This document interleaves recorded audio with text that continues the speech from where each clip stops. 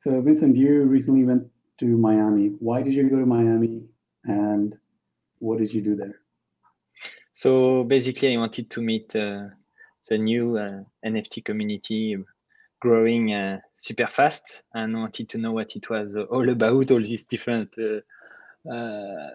ecosystem getting into NFT. So, but I went to the traditional Art Basel fair as well to see if there was any presence of NFT on in there. And as I knew, Tezos was there, and they had a very nice booth.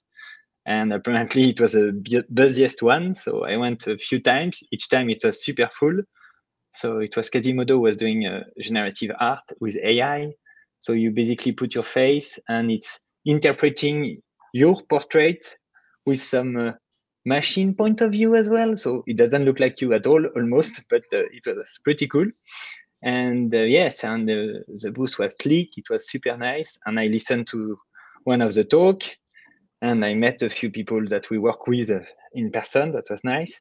And yeah, it was pretty exciting to see that Tezos was the only one present on the traditional art fair.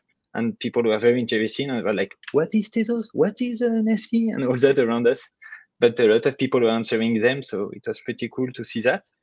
And yeah, I met traditional gallery as well who are interested working on NFT and to see what use case they can work on. And it's pretty exhilarating. And I went as well to the one-off event, a 2 days event. I went to the second day, and they had a very interesting panel. And we saw I listened to some artists, to some basketball player who was going into NFT as well. So it was very diversified. The crowd was pretty non-technical, but they were really excited about all the promises of NFTs and all this new use case. So that was nice to be there and to interact with these people. Awesome.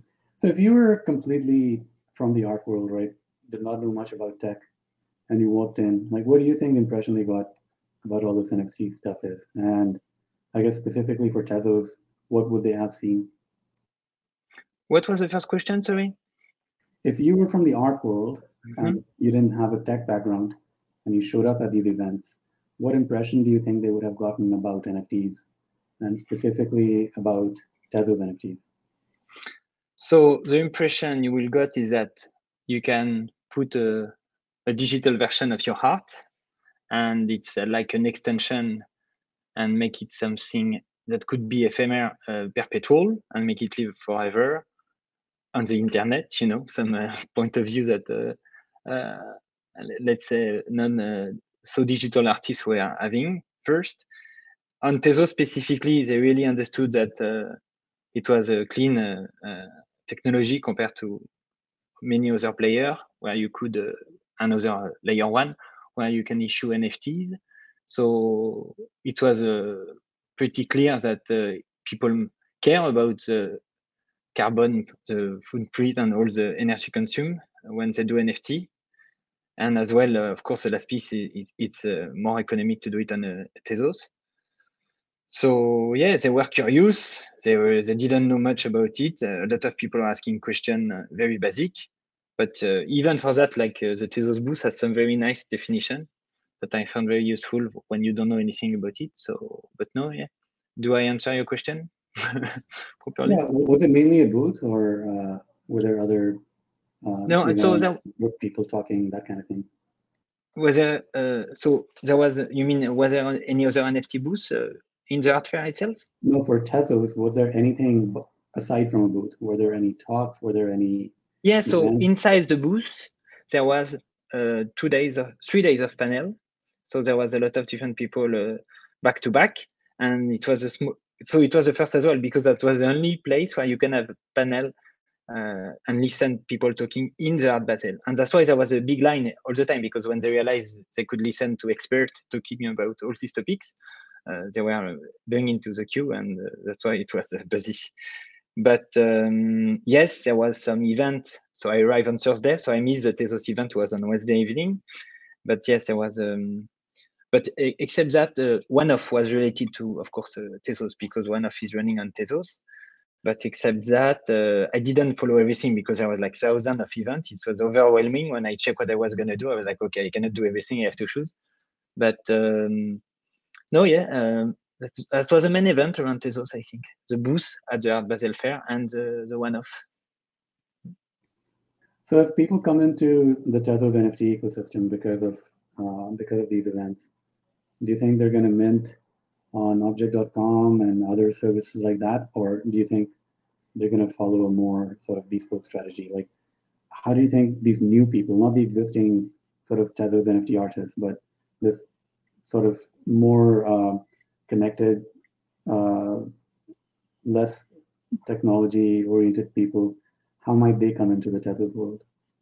I mean, for the people who interacted at the booth Tezos there, I think they will be keen to stay there because it was very well done, simplified, like this Kukai wallet connected to your Twitter account. If people are happy to share that connection on their Twitter account, that made it super easy. So they could just keep going and use that tool.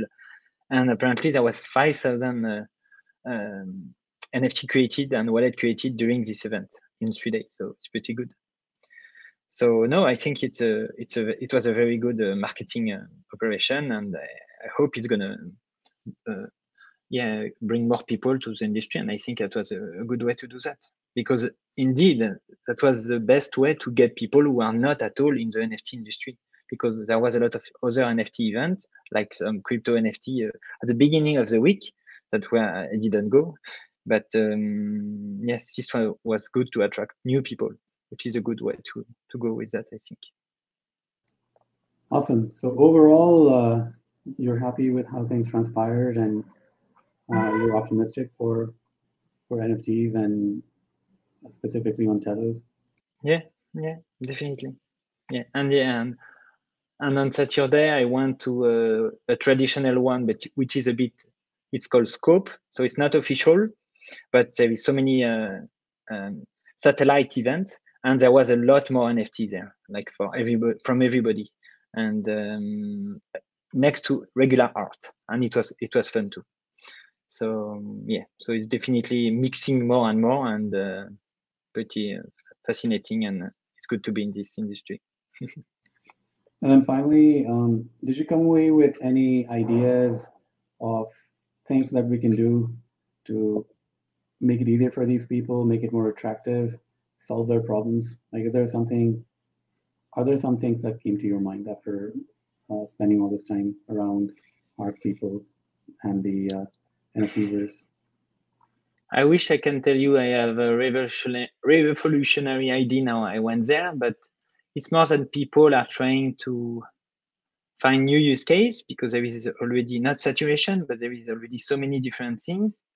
But I listened to this artist Blondish at the one-off event, who just released her social token, and she was thinking about having her audience to dance, and you could track the move of the audience, and because they do that, they could have some token, and like you will have something to track your move.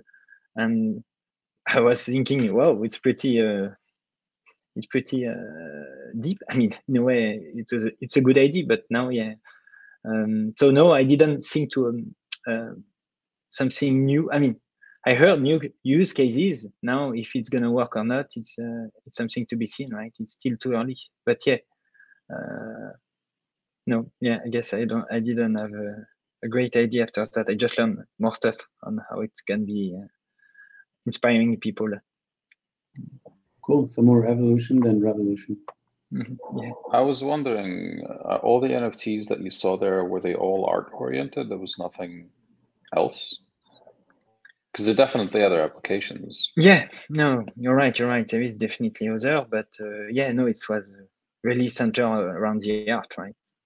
And So, sometimes you are like, what are the tickets NFTs? I mean, I didn't see everything as well, of course. So I think there was some NFT where you could get some perk. And for example, the one-off, I did the original drop were free, and I got the it was basically a token you got originally, and because of that, you can go to some party or some event. So that was one thing. Because I was there at the beginning, I could get in. But I didn't see anything of use on other use case. I mean, maybe there was, right? But wherever I was, it was all around art, because I was seeing a regular art next to NFT stuff. And the funny part is that usually you had digital art was nothing to do with NFT, right? Because some people were doing that before. And each time I could see a screen or something, you could be sure it was NFT, you know? So I didn't see any digital art, not NFT, which was the first. I mean, yeah, in a way. How were the parties? They were good. I mean, I didn't do anything too wild as well, right? I mean, we are still in a specific period. And I had, right, as you know, some work appointments, so I didn't want to be wasted in the next day. But so I was pretty proud of myself about that, because of course there was free drink everywhere, and even the regular, like that's the thing. There was the official one, and there was a Scope one, and the Scope there was so many sponsors, champagne sponsor, and I was like, what? So no, I didn't. I mean, it was fun. It was fun for sure. But and I did some satellite art as well, which was fun with some friend of mine. Completely different, but you did art, you said? No, I did. I went to see some art performance, which were not related satellite stuff, and they were already thinking to do NFT as well of some of the performance, which is like a video of, because in modern art museum you see some performance. You see a video and you wait for 5 minutes, you look at what the person is doing, you're like, what is he doing? And now they are thinking to do NFT of the video as well. So.